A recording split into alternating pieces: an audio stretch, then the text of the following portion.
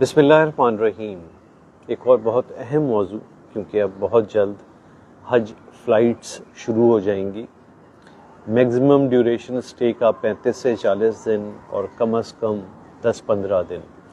तो आपको एक ऐसे सफ़र पे रवाना होना होता है जहाँ काफ़ी मुश्किलात और मुशक्क़तें झेलनी होती हैं। तो उस हवाले से कुछ बुनियादी चीज़ें मैंने सोचा, स्पेशली दिल, ब्लड प्रेशर, शुगर के मरीज़ों और इवन आम लोगों के लिए कुछ हिदायत बड़ी ज़रूरी हैं। एक तो ये बात याद रखिए कि आपको वहाँ डे 1 से, यानी पहले दिन से ही बहुत चलना पड़ेगा, यानी वॉक बहुत ज़्यादा करनी पड़ेगी।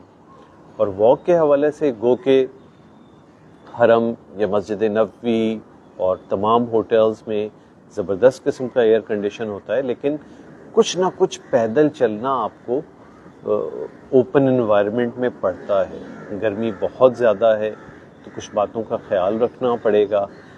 स्टार्ट जब आप अपना सफ़र करते हैं तो उम्रा होता है, और उम्रे के लिए घर से ही आप एक 2 पट्टी चप्पल पहन लेते हैं, और वो यानी आपका सफ़र के बाद फिर उम्रा और उम्रे में, यानी पहला जो आपका इनकाउंटर हो रहा है कि आप घर से निकले हैं, एयरपोर्ट पे उतरे हैं, कभी कभार कनेक्टिंग फ़्लाइट्स हैं तो ट्रांजिट पे चलना फिरना, फिर एयरपोर्ट पे उतरने के बाद थोड़ा बहुत चले, बाहर आए, ट्रांसपोर्ट में बैठे, होटल में आए, होटल में अभी कुछ देर सामान रखेंगे और फिर निकल जाएंगे उम्रे के लिए। तो कम से कम 4 से 5 किलोमीटर आपने वो चलना है उस 2 पट्टी चप्पल में। तो पहला तो एक तरीका कर लें कि चलने की आदत बनाना शुरू कर दें। चाहे आपको दिल का मर्ज है, शुगर है, ब्लड प्रेशर है, या आम अगर आपको चलने की आदत नहीं है तो वॉक की आदत डालिए। और मैंने ये जो 2 पट्टी चप्पल का जिक्र किया, तो अमूमन लोगों ने क्या किया होता है कि नई चप्पल लाके अपने पास रखी हुई होती है, और जिस दिन वो सफ़र पे निकल रहे होते हैं उस दिन वो पहनते हैं। अच्छा, इस 2 पट्टी चप्पल में एक कमाल, हल्की चप्पल या लाइट क्वालिटी की चप्पल मत लीजिएगा, वो इंतहाई ख़तरनाक, क्योंकि पहला सफ़र यानी घर से निकलने के बाद ही आपको समझ लें 4-5 किलोमीटर चलना है।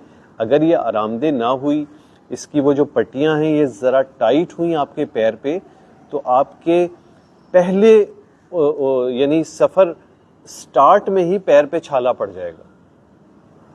फिर यकीन मानिए एक बार ये छाला बन गया तो ये बहुत तकलीफदेह होता है। कुछ लोगों के छाले ऊपरी हिस्से पे बन जाते हैं जहाँ वो पट्टी टाइट होती है, और कुछ लोगों के उसका सोल जो है वो अच्छी क्वालिटी का ना होने की वजह से, तो जो पंजे की जगह पे जहाँ पे जोर पड़ रहा होता है वहाँ पे छाले बन जाते हैं। तो बराए मेहरबानी ये 2 पट्टी चप्पल अच्छी क्वालिटी वाली लीजिएगा, कि जिसका सोल भी बड़ा नरम और ज़बरदस्त हो, और जिसकी पट्टियाँ आपके पाँव के हिसाब से ढीली हों। और उसका तरीका ये है कि लेने के बाद 1-2 दिन घर पे उसको पहन लें, उसको इस्तेमाल कर लें सफ़र पे जाने से पहले, ताकि आपका पैर उन चप्पलों का आदी हो चुका होगा, और खुदा न खास्ता अगर वो टाइट हैं या उनके सोल में कोई प्रॉब्लम है तो आपको उस चलने की वजह से आइडिया हो जाएगा। ये लोग अक्सर गलती करते हैं, और उसमें फिर छाले बन जाने के बाद फिर वो पूरा सफ़र एक छोटे से छाले की वजह से बहुत तकलीफदेह हो जाता है। तो 2 बातों का बड़ा ख्याल रखना है कि चलने की आदत बनाना शुरू कर दें। बुज़ुर्ग हैं तो घर के अंदर अपने आप को हिम्मत दिला के चलें। मिडिल एज या जवान हैं तो आसपास पार्क में रोज़ाना की बुनियाद पे एक वॉक शुरू कर दें, जिसमें थोड़ा थोड़ा इजाफा करते जाएं। देखें, हज है ही नाम मुशक्क़त का। ये एक आपको इस बात के लिए तैयार करना है कि आपके अंदर ये सलाहियत मौजूद हो कि कभी भी कोई नामसाइद हालात हो गया तो आए तो इंसान उसके लिए तैयार होगा। तो ये अल्लाह ने एक साल में एक मरतबा ये ड्रिल रखी ही इसीलिए, तो उस इबादत का मुकम्मल जिसे कहते हैं ना वो मज़ा उठाना है, तो अपने आप को उसके लिए तैयार करना होगा। तो ये 2 काम शुरू कर दीजिए, वॉक करना शुरू कर दीजिए।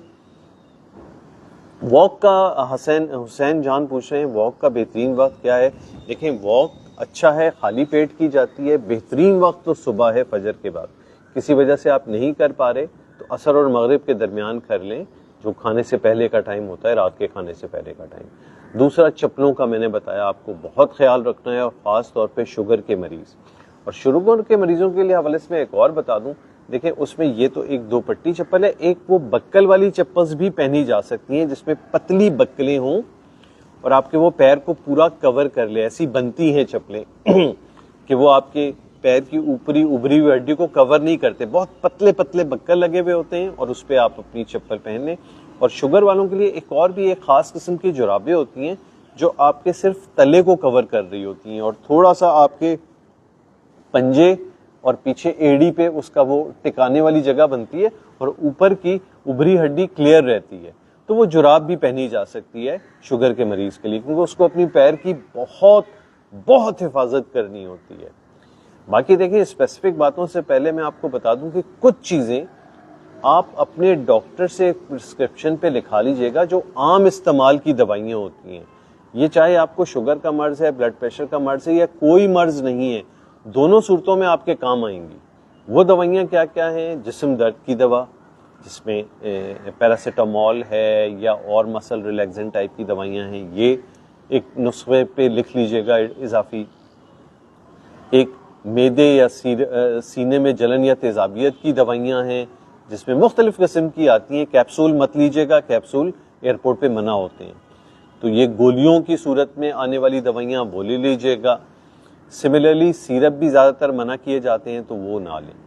एक लूज मोशन या इस टाइप की दवा, तो जो आम कभी कभार शिकायतें हो जाती हैं, उसका एक छोटा सा आपके पास मेडिकल बॉक्स मौजूद होना चाहिए। दूसरा, एक जख्म का मरहम भी ज़रूर रख लीजिएगा, वो डॉक्टर से लिखवा लीजिएगा।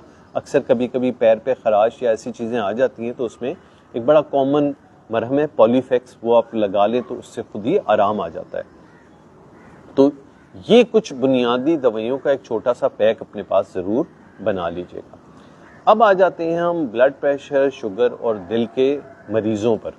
देखें, अभी हफ्ता 10 दिन या कुछ लोगों के इससे भी ज़्यादा दिन बाकी हैं, तो अच्छा है कि आप जो दवाइयाँ इस्तेमाल कर रहे हैं उसके साथ साथ आप अपने बीपी का 1 हफ्ते का रिकॉर्ड या शुगर का 1 हफ्ते का रिकॉर्ड, ये तमाम चीज़ें के साथ एक बार अपने डॉक्टर के पास आपको वैसे भी जाना होता है हज से पहले, क्योंकि वो फ्रेश प्रिस्क्रिप्शन बनाता है जिसकी बुनियाद पे हाजी कैप में आपकी दवाइयाँ वो सील कर दी जाती हैं। अच्छा, इन दवाइयों में भी कुछ मरीज ऐसी गलती करते हैं कि वो सारी की सारी दवाइयाँ उन्होंने अपने लगेज में डाल दी होती हैं। कभी कभार सफ़र लंबा हो जाता है और कुछ लोगों को सफ़र के दरमियान भी अपनी दवाई की ज़रूरत होती है, तो चंद दवाइयाँ, मसलन 1 या 2 दिन की दवाइयों का एक छोटा पैक वो अपने पास बना लीजिएगा ज़रूर। वो हैंड कैरी में रहेगा जिसमें कुछ दवाइयाँ होंगी, उसमें बस कुछ का कैप्सूल या सिरप ना रखें, यानी लिक्विड ना हो और कैप्सूल ना हो, और बाकी तमाम दवाइयों को आप सील कर लीजिएगा अपने लगेज के लिए। लेकिन देखें, इसमें 3-4 चीज़ों का ख्याल ये रखना है कि वही कैप्सूल आपके हैं तो उसका नेमुल बदल किसी भी सूरत में वो आप अपनी टैबलेट की सूरत में लिखा लीजिएगा। तो ब्लड प्रेशर, शुगर, दिल के मरीजों के लिए ज़रूरी है कि अपने ब्लड प्रेशर, शुगर और इनकी एक रीडिंग्स वगैरह लेके और 1 हफ्ते की इन रीडिंग्स के साथ अपने डॉक्टर को ज़रूर दिखा लें, ताकि वो उनकी दवाइयों को, आपकी दवाइयों को एक तरतीब दे दे उस हवाले से कि आप हज पे जा रहे हैं तो किस तरह वो, और उसमें कोशिश हो कि डॉक्टर से आप कह दें कि ज़्यादातर कोशिश करें कि ये दवाइयाँ सुबह और रात यानी 2 हिस्सों में तोड़ दें। दिन के बीच में दवाई का वो रखना बड़ा मुश्किल होता है। सुबह आप घर से वो अपने कमरे से निकल जाते हैं और अक्सर रात को वापस आते हैं, तो 2 हिस्सों में दवाइयों को तोड़ दिया जाए तो ये बेहतरीन होगा। डॉक्टर के लिए ये हिदायत आप कर दें ताकि वो आपकी उन दवाइयों को जो दरमियान में है उनको इधर उधर वो कर देगा, तो आपके लिए सहूलत हो जाएगी। दिल के मरीजों में एक बात बहुत अहम है, वो है पेशाब वाली गोलियां। बहुत से लोग जिनके दिल कमज़ोर होते हैं तो उनको पेशाब की एक गोली चल रही होती है जिसकी वजह से इस बात को प्रिवेंट किया जाता है कि उनके अंदर फेफड़ों में पानी ना आने पाए। अच्छा, ये पेशाब वाली गोली जो है ये आप अपने डॉक्टर से पूछ लीजिएगा कौन सी है। ये आप कोशिश करें उस वक्त लें जब आप दवा लेने के कम से कम 3 से 4 घंटे बाद अपने कमरे में होंगे, और इसमें कोई मसला नहीं है कि अगर आप ये दवा सुबह लेते हैं लेकिन सुबह आपको जाना है मस्जिद या किसी और सिलसिले में, तो इसको रात में ले लें। तो यानी उस टाइम पे ले लें कि इसके लेने के बाद आप 4-6 घंटे बाद तक अपने कमरे में रहेंगे, तो वो पेशाब की गोली का बड़ा ख्याल रखिएगा उसको। तो ये ओवरऑल कुछ बुनियादी हिदायत हैं। कुछ आपके जहन में सवाल हैं, कुछ पूछना चाहते हैं इस हवाले से, तो आप पूछ सकते हैं। मैं डायरेक्ट इसी वक्त आपको इसका जवाब भी दे दूंगा। सवालात का मैं वेट करता हूँ कि कुछ है। जो कंक्लूजन में अगर बनाऊं तो एक चीज़ ये करने, चलने की आदत बना लें, वॉक शुरू कर दें, अपने आप को आदी बनाएं कि आप कंटिन्यूटी में कम से कम 15-20 मिनट तेज़ कदमों से चलने के आदी बन जाएं। दूसरी चीज़, अपनी चप्पल का, अपने फुटवेयर का बहुत ख्याल रखें।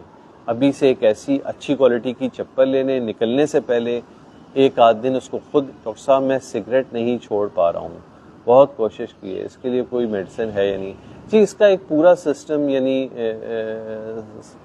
स्मोकिंग सिजेशन क्लिनिक्स होती हैं, इनमें दवाइयाँ भी होते हैं, पैचेस भी होते हैं, बहुत सारी चीज़ें होती हैं, तो आपके आसपास ज़रूर होंगे। ज़्यादातर ये पल्मोनोलॉजिस्ट यानी फेफड़ों के माहिरीन ये चला रहे होते हैं, तो आप किसी से भी मशवरा करेंगे वो आपको इस हवाले से बता देंगे। दवाइयाँ भी हैं, पैचेस हैं और दूसरी चीज़ें इस हवाले से मौजूद हैं, तो आप सिगरेट उसकी बुनियाद पे छोड़ सकते हैं। ये मोहन MPM ने सवाल, MPM से क्या मतलब है मेरे भाई?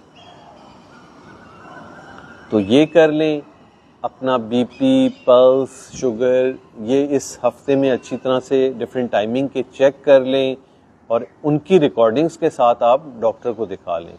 उसामा तारिक पूछ रहे हैं सर एक वीडियो बनाइए digital and manual BP operator के, डिजिटल में काफ़ी डिफरेंस। देखिए मैंने ये, अगर आप देखेंगे ना उस पर यूट्यूब पे मेरे चैनल पे, तो मैंने डिजिटल किस तरह लिया जाता है वो बनाई हुई है। अच्छा, ज़्यादा ऑथेंटिक डिजिटल है, लेकिन बस ये कि वो अच्छी क्वालिटी का हो और उसका तरीका बिल्कुल ठीक हो कि आपने सही से हाथ रखा हुआ है, बाकी तमाम चीज़ें ठीक है, तो वो हैं। हुसैन जान पूछें लीमू का इस्तेमाल करें या ना करें? लीमू का इस्तेमाल करने में कोई हर्ज नहीं है।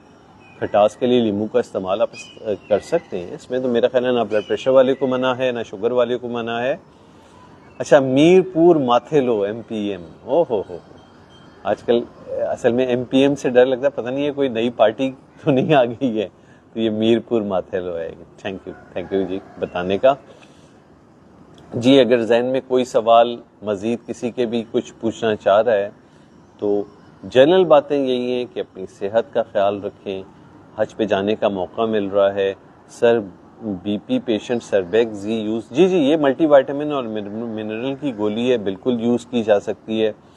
उसामा सर एक बनाइए हाई BP का एप्रेस में लिंक। जी मैं इंशाल्लाह उसकी भी आपके सामने एक बना दूंगा वीडियो, मैनुअल ब्लड प्रेशर लेने के तरीक़ेकार की भी और डिजिटल की भी, तो उससे आपको आइडिया हो जाएगा कि दोनों में फ़र्क क्या होता है। तो मेरा ख्याल है आज के लिए इतना काफ़ी है। बहुत शुक्रिया तमाम दोस्तों का कनेक्ट करने का। हो सकता है ये थोड़ी बहुत जो मालूमात आप लोगों को फराहम की है किसी के लिए उसके हज के सफ़र में करामत साबित हो, तो दुआओं में ज़रूर याद रखिएगा नाम के साथ। अल्लाह आपके को मकबूल और मबरूर हज की सादत नसीब